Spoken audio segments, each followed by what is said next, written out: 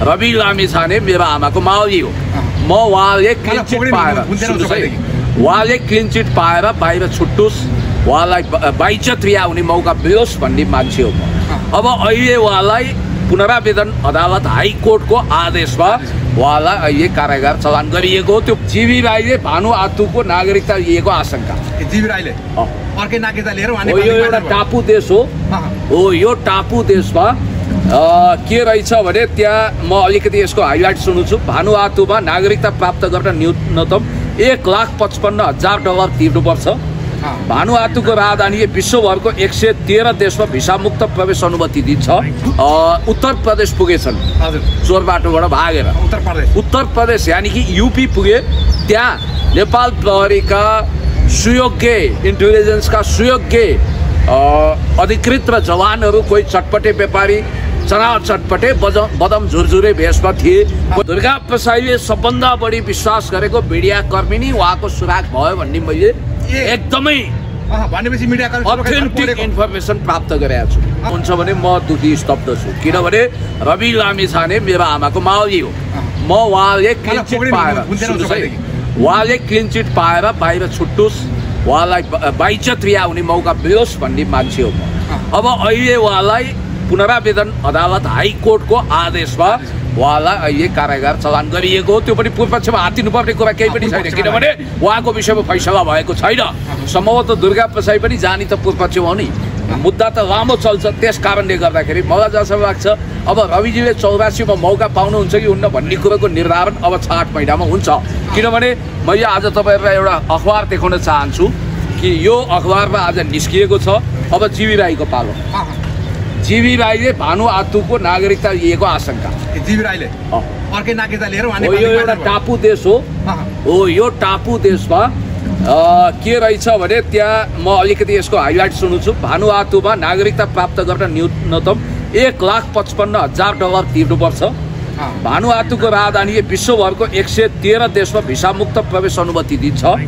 यसकारण राई उता पुगेको आशंका प्रहरीले गरेको छ। भन्नाले यो त एउटा सुरक्षित गन्तव्य यो त्यो मिसन फत्ते भइदिया भए दर्जनौं नेपालीको ज्यान जान्थ्यो, कैयौं पुलिसहरू सोत्तर हुन्थे र त्यो मिसन उनले फत्ते गर्न त सकेनन् नै। साथमा नेपाली जनतालाई धोका दिए र दुर्गा प्रसाईले धोका दिएको अवश्य उनले धोका पनि दिएर अर्को उनको चरित्रको अवसरवादिता कहाँ देखिन्छ भने दुर्गा प्रसाई एउटा प्रवृत्ति बनेर आएका छन् र दुर्गा प्रसाई अन्ततगत आसाममा भेटिनु अगाडि उनी कहाँ थिए प्रहरीले उनको लोकेसन ट्र्याक गर्यो। वास्तवमा पहिला उनको अवस्था के देखिन्छ भने मैले अलिकति मसिनो अध्ययन अनुसन्धान गरेको छु। यिनी उत्तर प्रदेश पुगेछन् चोर बाटोबाट भागेर। उत्तर प्रदेश यानी कि यूपी पुगे। त्यहाँ नेपाल प्रहरीका सुयोग्य इन्टेलिजेन्सका सुयोग्य अधिकृत र जवानहरू कोही चटपटे व्यापारी चनाव चटपटे बदम झुरझुरे भेषमा थिए, कोही साधु सन्त थिए, कोही के थिए र उनलाई आकाश पाताल दुई पाताल यत्र तत्र सर्वत्र 3 14 भवन जताततैबाट खोजेर पनि फेला नपारिसकेपछि प्रहरी पनि हैरान परेशान थियो। तपाईँलाई एउटा इन्ट्रेस्टिङ कुरा गर्छु। अब दुर्गा प्रसाईले सबभन्दा बढी विश्वास गरेको मीडिया कर्मी नै उहाँको सुराग भयो भन्ने मैले एकदमै अथेन्टिक इन्फर्मेसन प्राप्त गरेको छु। सुन्नुहोस्, किनभने उहाँहरूको मोबाइल लिएर लोकेसन ट्र्याक गर्ने काम भयो। त्यहाँ त कल डिटेल हुन्छ एउटा कुरो। दोस्रो कुरो कोही मान्छे डबल एजेन्ट हुनसक्छ, यता पनि इन्फर्मेसन दिने उताबाट पनि लिने होइन, त्यस्तो हुनसक्छ। त्यस कारणले गर्दाखेरि जे होस् आज दुर्गा प्रसाई अन्ततगतमा प्रहरी आफैले पक्राउ गर्ने अवस्था आयो। किनभने उत्तर प्रदेशबाट भाग्दै भाग्दै उनी आसाम पुगेछन्। अब उनले कहिलेकाहीँ के गर्थे भने टिकटकमा यो हुन्छ क्या, जस्तो पछाडि ब्याकग्राउन्ड चेन्ज गर्न मिल्छ। उनी एकदमै ब्याकग्राउन्ड चेन्ज गरेर भिडियोमा आइरहेको थिए र उनले वास्तवमा भन्ने भने नेपाली जनतालाई ढाँटिरहेका थिए। उनी कहाँ छन् भन्ने कुरो मान्छेले अनुमान गरेका थिए। उनी यो नेपालको सरहदभित्र छैनन् भन्ने कुरो स्पष्ट हुन्थ्यो। अनि उनले चाहिँ यदि मानवाधिकारवादी वकिलहरूले साथ दिन्छन् भने म आत्मसमर्पण गर्छु भने त्यो भन्नुको कारण के रहेछ भने उनलाई चरम त्रास थियो कि उनीमाथि भौतिक आक्रमण हुन सक्छ कुनै तत्त्वले। किनभने उनले त धेरैलाई बिचकाएका छन्। उनीमाथि सेक्युरिटी थ्रेट भइसकेपछि उनले आत्मसमर्पणको मुड बनाए।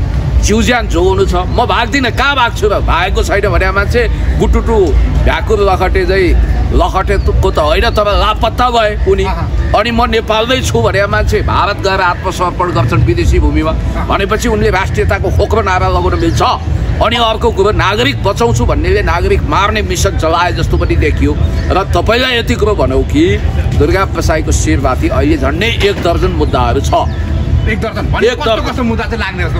अब अहिले प्रारम्भिक अनुसन्धान अनुसार मैले बुझेसम्म उनलाई एउटा मुद्दा सङ्गीन मुद्दा छ ज्यान मार्ने उद्योग, अर्को सङ्गठित अपराध, अर्को राज्य विरुद्धको अपराध, अर्को साइबर क्राइमको त 4वटा मुद्दा छ। अलरेडी 2टा ज्वाला सगरवाला बहिनी र सामान्य प्रधानमन्त्रीज्यू विरुद्ध बकवास गरेको कुराको छँदैछ। त्यसमा पनि ब्लू डायमन्ड सोसाइटीले 2टा मुद्दा थप्या छ यो तेस्रो लिङ्गीहरूलाई अपमान भयो भनेर भन्ने बित्तिकै उनी साइबर क्राइमका पटकै भए। याद गर्नु होला है, साइबर क्राइमका उनी पटकै भए। त्यसपछि उनलाई अर्को मुद्दा भनेको सरकारी कागज कृत्य गरेको विषयमा पनि छ, सम्पत्ति शुद्धिकरण पनि छ। अर्को चाहिँ तपाईँको विदेशमा बसेर यो लरेन्स बिस्टोय समूह भन्ने भारतको गुन्डा नायकी गुन्डा समूहको नाममा नेपालका व्यापारीहरूसँग एक्सटोर्सन मनी माग्ने फर्काउने त्यो सम्बन्धी मुद्दा पनि छ भन्ने बित्तिकै अहिलेको अवस्थामा मैले वकिलहरूसँग कुरा गरे अनुसार यदि यो सबै मुद्दा एकमुष्ट रूपमा जाने र उनलाई सजाय तोकिने हो भने उनले 20 वर्ष सजाय पाउनुपर्ने अवस्था देखिन्छ। त्यही भएर उनले मलाई गुन्जालो बनाउने भए यो गरे ऊ गरे भनेर भने। तर कृपया दुर्गा प्रसाईजी तपाईँले गुन्जालो जस्तो प्रगतिशील आन्दोलनको मसिया छ आफूलाई तुलना नगरिदिनु होला। यहाँ कोहीले मदन भण्डारीसँग तुलना गर्ने, कोहीले गुन्जालोसँग तुलना गर्ने यो खालको काम देखिएको छ। र गुन्जालो भनेको एउटा पवित्र क्रान्तिकारी नेता हुन् र पेरुको गुन्जालो छ तपाईँको तुलना हुनै सक्दैन। नम्बर 1। नम्बर 2, अब दुर्गा प्रसाईको टेन्ट वा सेल्टरको विषयमा प्रहरी अनभिज्ञ हुनै सक्दैन थियो किनभने प्रहरीले खोजेको थियो। र मेरो विचारमा यदि दुर्गा प्रसाईले हिजो असम प्रहरीसँग सरेन्डर नगरेको हो भने उनलाई इन्डियामै नेपाल प्रहरीले समाउँथ्यो। अब नेपाल र इन्डियाको बिचमा कि त इन्टरपोलले रेड कर्नर नोटिस जारी गरेको हुनु पर्यो, होइन भने कुनै पनि व्यक्तिलाई विदेशी भूमिमा नेपाल प्रहरीले गएर समातेर ल्याउनको लागि केही लिगल प्रोसिडियरहरू पुरा गर्नुपर्छ। हाम्रो सुपुर्दगी सन्धि पनि त्यस्तो तगडा छैन। त्यसकारण अहिलेसम्म भएको कुरा के हो भने क्रस बोर्डर क्राइम भन्छ नि, सीमा पार अपराध गर्ने व्यक्तिलाई भारत जस्तो नेपालमा भारतबाट लुक्न आयो कुनै अपराधी भने नेपाल प्रहरीले सीमामा लगेर भारतीय प्रहरीलाई हस्तान्तरण गर्छ अनौपचारिक रूपमा। अनि यदि नेपालको कुनै अपराधी वा अपराध गरेको मान्छे भारतमा छुप्यो भने भारतको प्रहरीले पनि रेसिप्रोकल त्यस्तै गर्ने हो। सम्भवतः दुर्गा प्रसाईलाई भारतीय प्रहरी असमको प्रहरीले हिजो पक्रियो, हिरासतमा राख्यो। आज बिहान उसले सीमासम्म ल्याइदियो, मेची पुलसम्म, त्यहाँबाट चन्द्रगढी हुँदै उनलाई ल्याइयो। अब उनको स्वर त त्यही हो, अलिकति डाउन त भएको छ, अनुहार फुङ्ग उडेको छ, कागती निचोरिए जस्तो अनुहार छ। मेरो लडाइँ तस्करहरूसँग छ भन्ने गीत गाइरहन्छन् उनले। अब उनी स्वयं के हुन् भन्ने कुरो देखिएको छ। करिब 600 करोड अर्थात् 6 अर्बभन्दा बढीको लोन खाएका छन् उनले र त्यो उनी सङ्कटमा छन्। अनि अर्को कुरा के छ भने उनले वास्तवमा कायरतापूर्वक जसरी मैदान छाडे नि, आज हेर्नुहोस् त उनको कारण कति मान्छेहरू अहिले पिछल्ली भएका छन्, कतिलाई मुद्दा लागेको छ, कतिलाई के भएको छ, कति अङ्गभङ्ग भएका छन्, कतिको घर जलेको छन्। आऊ आऊ आऊ भने सबै मान्छे आएर हिंसा गर्छन् भन्ने उनलाई भ्रम भएछ। यो शान्तिको देश हो, यहाँ शान्तिको परेवा उडेको छ। गौतम बुद्धको देशमा खबरदार कसैले पनि बम र बारुदको कुरा गर्नु हुँदैन। देश जनता विकास समृद्धिको पक्षमा हामी अगाडि बढिरहेका छौँ, शान्ति विकास र स्थिरताको पक्षमा हामी हमेसा छौँ। र जहाँसम्म मलाई लाग्छ दुर्गा प्रसाईको बारेमा म नेगेटिभ छैन। त्यसो त ममाथि सुन्नुहोस्, ममाथि साङ्घातिक आक्रमण गर्ने मान्छे पनि दुर्गा प्रसाईकै सङ्गठन अन्तर्गतका मान्छे हुन्। उनीहरू अहिले आफ्नो अपराधको कुकर्मको सजाय पूर्वपक्षको लागि भोग्दैछन्। सम्भवतः आज तपाईँहरूले यो इन्टरभ्यू गरिरहँदा दुर्गा प्रसाईलाई नेपाल प्रहरीले सार्वजनिक गरिसकेका छ र उनीमाथि आजै मुद्दा दर्ता हुन्छ र उनीमाथि अनुसन्धान हुन्छ। आज शुक्रबार भए पनि हतार हतार प्रहरी जान्छ र उनलाई पुराना केसहरू पनि उनका 4-5वटा छन्। अहिले 4-5वटा भन्ने बित्तिकै 8-10वटा मुद्दा उनको शिरमाथि छ। अझ मुद्दा थपिन सक्छ। म यति भन्छु कि दुर्गा प्रसाईले शान्तिको परेवा उडाएको भए, सहिष्णुता देखाएको भए, घृणा नफैलाएको भए, दुर्गा प्रसाईले पेलपाल झेलझाल ठेलठाल नगरेको भए, अब प्रोभोक गरेर अझ त्यो दिन जनआस्था न्युजमा विश्वास गर्ने भने राजासँग भेटेर फर्किएका दुर्गा प्रसाईलाई गाडीभरि पैसा लिएर राजाको ज्वाइँ उनको घरमा भेट्न गएका थिए 15 गते भन्ने इन्फर्मेसन जनआस्थाले दिएको छ। अब यो कति अथेन्टिक हो मलाई थाहा छैन, यसको पुष्टि जनआस्थाले गर्नुपर्छ। राजबहादुर सिंह भन्ने राजाको ज्वाइँ हुनुहुन्छ, उहाँले चाहिँ गाडीभरि पैसा राखेर दुर्गा प्रसाईलाई भेट्न गएको भनेर जनआस्थाले दिएको छ। अब यो जुन अब आन्दोलन गरिराख्नु भएको छ, राजा ल्याउँ भनेर राजामाथि अभियान गरिराख्नु भएको छ, उहाँहरूले अब 22 गतेसम्म वैशाख 22 गतेसम्म जति पनि पक्राउ पर्नु भएको छ उहाँलाई निशर्त, उहाँलाई बिना शर्त उहाँलाई नछोडिएसम्म उहाँले के गर्नुभएको छ भने सामूहिक गिरफ्तारिता दिने भन्नुभएको छ। तर यहाँनिर दिनका दिन जुन 15 गतेको आन्दोलनमा संलग्न हुनुहुन्थ्यो उहाँलाई दिनका दिन पक्राउ गरिराखेको अवस्था छ। होइन, अपराध गर्नेले त आफै गिरफ्तारी दिनै पर्दैन। सरकारी गेस्ट हाउसमा जति उहाँको पक्राउ पर्नु भएको छ रविन्द्र मिश्रदेखि हो यो गीत लगाउँगे रिहा नगरे। मलाई थाहा छ यो कुरा। यस्तो बेसुरा राग अलापेर दुनियाँमा यो ध्वनि प्रदूषण बचाउनु सट्टा एउटा कुरा बुझे हुन्छ, जसले अपराध गरेको छ त्यो जति भागे पनि बच्दैन, त्यसलाई पक्राउ पनि जारी छ र ऊ समातिन्छ। हिजै पनि केही मान्छेहरू पक्रेको छ होइन। अब जसले अपराध गरेको छैन त्यसले अब मलाई सरकारी दाल भात तरकारी चाहियो, मलाई सरकारी गेस्ट हाउसमा राख्नु पर्यो, गिरफ्तार गर्नु पर्यो भने पनि आस्थाको आधारमा गर्दैन। यो कुरा फ्याक्ट हो। अब कसैलाई हिरो बन्न मन छ, सामूहिक गिरफ्तारी दिनु मन छ भने उसले प्राङ्गणमा आयो हुन्छ, रहर गर्ने हो भने, उत्पातै उखलमौलो हुने हो भने कसलाई भने उत्पातै उखलमौलो भएको हो भने अब त्यो रहर पनि उनीहरूले उदण्डता गर्न साथ पुरा होला। अब उदण्डता वितण्डता मचाउनेहरूको लागि म केही भन्दिनँ। कसले भन्यो तपाईँको राज्य विरुद्ध अपराध गरिसकेपछि, हिंसा गरिसकेपछि त्यत्रो जनधनको क्षति भएको छ, 2-2 मान्छेको ज्यान गएको छ, अरबौँको जनधनको क्षति भएको छ, जडीबुटीमा आगो जोसिएको छ। अब एकजना अर्को एउटा सांसद रहेछन् 3-13 को कुरा गर्ने दिलीराम खनालले कृपया तपाईँको एसएलसीमा +2 को सर्टिफिकेट देखाइदिनुहोस् भन्दा देखाउन सक्दैन। मैले त रातो पर्दा टिभीमा मेरो जम्मै डकुमेन्ट राखिदिएको छु होइन। अब तिनले चाहिँ माओवादीले आगो झोसेको भनेर दिउँसै रात पारेछन्। एउटा कुरा म तपाईँलाई भन्छु, झुट पनि यति नबोल्नुहोस् कि ताकि तपाईँका अबका कुराहरू कसैले नपत्याओस्, तपाईँ त्यो हदसम्म नजानुहोस्। किनभने त्यहाँ माओवादीले कहिले पनि आगो झोसेको छैन, झुटो कुरो गर्नु हुँदैन। त्यो दिन माओवादीको यहाँ सभा थियो, कसरी गएर उसले आगो झोस्छ? त्यसैले तथ्यहीन कुरा गरेर, गैर जिम्मेवार कुरा गरेर त्यहाँ त तपाईँको यही राजावादी अथवा विभिन्नवादी कार्यकर्ताहरू गएर झोसेका छन् र तिनको जिम्मेवारी राप्रपाले नलिएको हो नि त। राप्रपाले सिर्फ 2 मान्छेको मात्रै जिम्मेवारी लिएको छ। तपाईँ कहाँ हुनुहुन्छ? एकजना रविन्द्र मिश्र, अर्को धवल शमशेर, अरूलाई उसले बिर्सिसक्यो, अरूको मतलबै छैन। यो भनेको छ त्यहाँनिर जति पनि तोडफोड गरिएका छ, त्यहाँनिर जति पनि भाटपाटी तोडिएको छ, लुटपाट भएको छ, ती त सबै माओवादी र एमालेको कार्यकर्ता त्यहाँनिर चाहिँ घुसपेट गरेर पठाइएको छ भनेको छ नि, पठाइएको अरे नि त। अब एउटा कुरो बल्खुमा सभा गर्छन्, 2000 मान्छे 2500 मान्छे जम्मा हुन्छन्, दोस्रो जनआन्दोलनको फोटो तानेर ल हेर्नुहोस् बल्खुको विशाल सभा भनेर झुटको खेती गर्नेहरूले जे पनि बोल्छन्। तपाईँलाई एउटा कुरो भन्छु, जिम्मेवारी लिनु पर्दैन। त्यहाँ को एमाले माओवादी काङ्ग्रेसको कार्यकर्ता गएको छ होला? इतिहासमा कोही कुनै पार्टीमा संलग्न थियो होला? हिजो मल्टिपार्टी डेमोक्रेटिक सिस्टम थियो, आज पनि छ र मान्छे पार्टीमा विभाजित छन्। तर त्यहाँ गएका प्योर एन्ड कम्प्लिट दुर्गा प्रसाई अनि राजेन्द्र लिङ्गदेनहरूको कार्यकर्ता हो, उनीहरूले जिम्मेवारी लिनुपर्छ।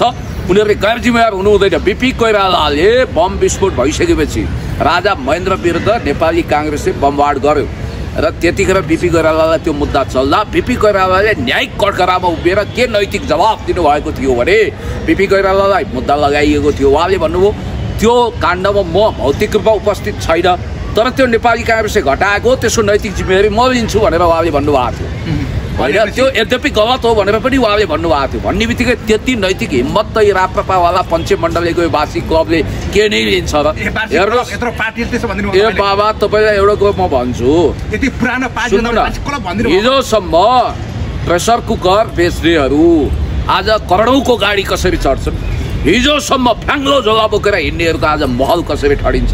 एउटा कुरा, घर त मेरो पनि छ, तर मैले पैतृक सम्पत्ति बेचेर पछि टिकटकले पनि मलाई योगदान गरेर उपहारहरू आयो, त्यसकारण मैले एउटा सामान्य थातबासको व्यवस्था गरेको छु। अब काठमाडौँदेखि आफ्नो जिल्लासम्म विशाल बल ठडाउने यस्ता हिजोका चप्पलेहरू आज महलै कसरी भए यिनीहरूको पनि छानबिन हुनुपर्छ, सम्पत्ति शुद्धिकरण पनि हुनुपर्छ। सम्भवतः दुर्गा प्रसाईले ब्याङ्कको अहिले करिब साउ ब्याज गरेर 800 करोड अर्थात् 8 अर्बभन्दा बढी उनको लोन छ। अब उनको सम्पत्तिको पनि शुद्धिकरण होला नि त, उनको इतिहास पनि त्यस्तै छ। घरि उनी राजावादी भए, अहिले हिजो राजालाई गाली गर्दै बसेका थिए, राजाको पनि विदेशी ब्याङ्कमा पैसा छ भन्थे उनले। अनि त्यसपछि यो राजतन्त्र राणातन्त्र कामै छैन भनेर प्रकाश सुवेदीलाई इन्टरभ्यू दिएकै हो। ज्ञानेन्द्र साई खुदैले राजा ज्ञानेन्द्र र पारसमाथि अन्तर्राष्ट्रिय अदालतमा मुद्दा छ भनेर बकवास गरेकै हो, सूत्र टिभीमा भिडियो आएकै छ होइन। अब रविन्द्र मिश्रले यसको औचित्यै छैन, हजुरबाको पालामा घिउ खाएर हात मेरो सुँगेर हुन्छ, अब लोकतान्त्रिक गणतन्त्रभन्दा दायाँ बायाँ गइँदैन भने होइन। यो राप्रपाले संविधान स्वीकार र गणतन्त्र स्वीकार र व्यवस्था स्वीकार र गभर्मेन्टमा भत्ता खायो, तलब खायो, संघीयतामा इन्जोय गर, अहिले ठुला कुरा गरेर हुन्छ। यो पञ्चे मण्डलीहरूको बासी कुख्यात क्लबले केही पनि दिन सक्दैन। जहाँसम्म मलाई लाग्छ दुर्गा प्रसाई वास्तवमै भन्ने हो भने त्यो आन्दोलनमा डिरेल गर्छ, त्यसलाई ध्वस्त गर्न लागेका थिए, कतैबाट प्रयोग भएका थिए कि भन्ने पनि छ। अब म त त्यसलाई आन्दोलन पनि भन्दिनँ, त्यो एउटा पितण्डा तमासा हो। उहाँले पनि आन्दोलन होइन, यो चाहिँ आन्दोलन घोषणा सभा मात्रै। तपाईँलाई एउटा कुरा भन्छु, ए बाबा राजाभन्दा चर्का राजावादी जस्तै राजालाई अहिले सङ्कटमा पारेका छन्। व्यक्तिगत रूपमा म राजालाई सम्मानै गर्छु, ठिक छ, राइट। तर राजाभन्दा चर्का राजावादीले यति कुरा बुझुन्, नोट इट, हाम्रो संविधानमा एउटा प्रोभिजन छ, यदि तपाईँलाई राजा चाहिन्छ भने पार्लियामेन्टमा 2/3 ल्याउनुहोस्, लाइक माइन्डेड पार्टीहरू मिल्नुहोस्, संविधान संशोधन गर्नुहोस्। तपाईँलाई यदि राजा चाहिन्छ भने राजै ल्याउनुहोस्, यो व्यवस्था हटाइदिनुहोस्, यदि 2/3 ल्याएर गर्न सक्नुहुन्छ भने। यदि तपाईँलाई सङ्घीयता मन पर्दैन भने त्यो पनि फ्याँकिदिनुहोस्। यदि तपाईँलाई धर्मनिरपेक्षता ह्याडक भएको छ, गलगाड लाग्छ भने त्यो पनि अपरेसन गरिदिनुहोस्, त्यो सुविधा छ। तर त्यसको लागि तपाईँले कन्स्टिट्युसनल प्रोभिजनमा गुज्रिनुपर्छ। संविधानले तपाईँलाई अधिकार दिएको छ। अब हुन त धारा 274 को ट्युसन पढाएका अरे हाम्रा पीडियाकर्मी भाइ बहिनीहरूलाई यो हाम्रो सांसद ज्ञानेन्द्र साईले, उहाँ आफैलाई 274 मा के छ थाहा रहन्छ। 274 मा नेसनल सोभरेनिटी टेरिटोरियल इन्टिग्रिटी इन्डिपेन्डेन्सीको विषयमा इन्टरप्रिटेसन छ, व्याख्या छ, कानुनी व्याख्या छ। उहाँले चाहिँ अब सांसदहरूको तलब भत्ताको विषयमा त्यहाँ छ, पढ भनेर भनिदिनु भयो। अब यस्ता हचुवा हावादारी कुरा गरेर हुन्छ। अब हुँदा हुँदा अहिले एउटा ट्रोल बनाएर चाहिँ के पञ्चायत कालमा सुनको भाउ 3000-4000 तोला थियो, अहिले सुनको भाउ गणतन्त्रले बढायो। कहाँ गयो भेलु बाजे? हार्दिक श्रद्धाञ्जली। भेलु बाजेलाई पनि यो कुरा थाहा हुन्थ्यो कि सुनको भाउ कहिल्यै कन्स्टेन्ट रहँदैन, सुनको भाउ कहिल्यै पनि एउटै रहँदैन, त्यो बढ्दै बढ्दै बढ्दै जान्छ सुन र जग्गाको, र पैसाको भ्यालु जहिले पनि डिक्रिज हुन्छ, घट्दै जान्छ। अब उहाँलाई यति कुरा पढाउनु पर्छ, म अर्थमन्त्री हुन्छु, म प्रधानमन्त्री हुन्छु भनेर महत्त्वाकांक्षा राख्नेले यति कुरा बुझ्नु पर्यो कि समसीमान्त उपयोगिता नियम भने के हो पहिलो कुरा उहाँले बुझ्नु पर्यो।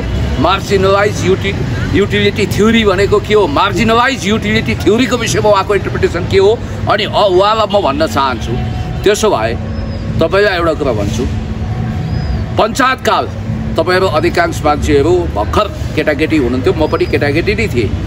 बहुदल आउँदा म पनि तपाईँको 13-14 वर्षको थिएँ म पनि। त पञ्चायतकालमा 40-45 सालमा एक रुपैयाँ जग्गाको कति भाउ थियो काठमाडौँमा?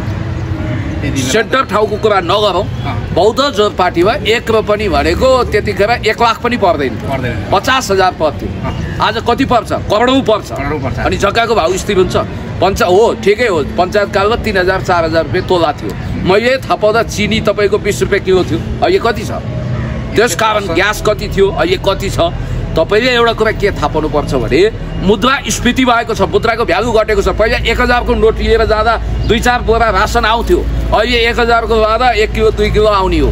त्यस्तो अवस्था भइसकेको हुनाले पैसाको भाउ मुद्रास्फीतिको कारण सस्तो भएको छ, सुनको भाउ महँगो भएको छ र नोट निष्कासन 1 अर्ब रुपियाँ मानव छाप्नु पर्यो भने 1 अर्ब बराबरको सुन धितो राख्नुपर्छ। उहाँलाई त्यो कुरा थाहा रहन्छ। त्यतिकै नोट ड्याङ ड्याङ ड्याङ छापेर सिग्नेचर गर्ने होइन, नोट निष्कासन गर्ने तरिका छ। गभर्नरले सिग्नेचर धस्काइदिएपछि अनि त्यसपछि राष्ट्र बैङ्कले त्यो जारी गरिसकेपछि नोट निस्किने होइन, त्यो बराबरको सुन चाहिन्छ, धितो चाहिन्छ भन्ने कुरो उहाँले बुझ्नु पर्यो। अनि अब जहाँसम्म दुर्गा प्रसाईजीको कुरा छ, म गुन्डाहरूको पनि गुन्डा हुँ, डनहरूको पनि डन हुँ, डन जहाँ फलाना भन्, सही भयो, ड्याङ ड्याङ ड्याङ ड्याङ हिँड्ने उहाँलाई अहिले वास्तवमा आफ्नो कर्मको फल भोगाउनको लागि भगवान्ले पनि प्रबन्ध गरिदिए। बेचरा अरू त अरू उनको त्यो बडीगार्ड भनेर वरिपरि हिँड्ने चाहिँ ती मान्छे पहिला फौजी रहेछन्, सैनिक सेवामा रहेछन्, दीपक खड्का के भन्ने, अब ती पनि परे। हेर्नुहोस् त, उहाँलाई चाहिँ किन पक्रेको? फेरि उहाँ त एउटा सुरक्षा गार्ड हुनुहुन्थ्यो उहाँको। अब सुरक्षा गार्ड के राज्यले तोक्या हो र? पर्सनल गार्ड हो नि त, जिम्मेवारी लिनु पर्दैन। त्यसकारण दुर्गा प्रसाईले आफ्नो व्यक्तिगत बडीगार्ड पैसा खरिद गरेर राख्न सक्लान्, त्यो बेग्लै कुरा हो। हतियार राख्नको लागि इजाजत चाहिन्छ। ए साथी सुन्नुहोस्, दुर्गा प्रसाईको एउटा खर्खजना हतियार सम्बन्धी पनि पुरानो मुद्दा छ, सम्पत्ति शुद्धिकरण पनि छ। र तपाईँलाई यति भन्छु कि अब उनी आफ्ना साथीहरू भेट्न गइसकेका छन्। अब जसले हिंसा मचाउँछ, आतंक गर्छ, त्यसको अन्तिम ठेगाना सेन्ट्रल जेल हुन्छ भन्ने कुरोमा ढोक्काउनुहोस्। खबरदार, माओवादीलाई गर्दै नगरेको कामको बोझ नबोकाउनुहोस्, एमालेलाई नबोकाउनुहोस्। के त्यहाँ जडीबुटीमा आगो होइन, कसैलाई पनि बोकाउनु हुँदैन। त्यो सिर्फ त्यसको जिम्मेवारी भनेको राजाभन्दा चर्का राजावादी जसले राजालाई बदनाम गरेका छन्, यही दुर्गा प्रसाई र यही राप्रपाका कार्यकर्ता हुन् तिनीहरू। अब रवि लामिछानेलाई पनि उहाँले पढो परेर लगिसक्नु भएको छ, लगिसकेको छ होइन, उहाँको हकमा चाहिँ अब के होला?